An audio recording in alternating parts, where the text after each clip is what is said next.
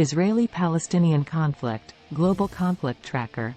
The Israeli-Palestinian conflict dates back to the end of the 19th century.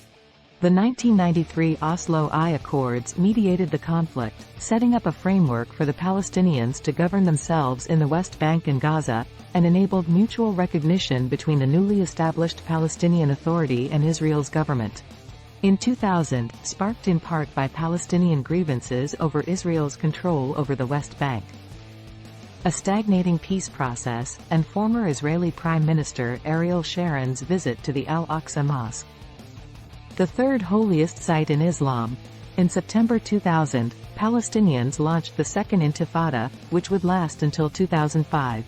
In February 2021, several Palestinian families from Sheikh Jarrah filed an appeal to the court ruling and prompted protests around the appeal hearings, the ongoing legal battle around property ownership, and demanding an end to the forcible displacement of Palestinians from their homes in Jerusalem. The Palestinian Ministry of Health said 2 Palestinian men were killed and dozens more injured from inhaling tear gas during a raid by Israeli forces in the occupied West Bank city of Nablus.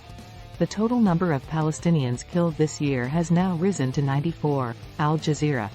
The changes to Israeli Prime Minister Benjamin Netanyahu's judicial reform plans include reduced government control over the nomination of some judges. Netanyahu announced the modifications after listening to U.S. President Joe Biden's concerns about the reforms, which have prompted weeks of street protests. Reuters. NYT. Secret talks aim to water down Israel's proposed judicial overhaul. However, Israel's Prime Minister Benjamin Netanyahu tweeted just hours after the summit that there will not be any freeze to the construction of settlements in the occupied West Bank. Al Jazeera.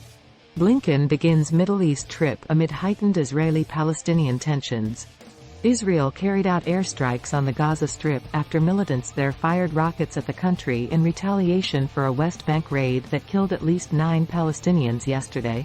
2 civilians and 7 militants were killed in that raid, while no casualties were immediately reported after today's strikes. AP. Reuters. Israeli raid kills 9 in Palestinian refugee camp. Israeli Prime Minister discusses holy site with Jordan's king.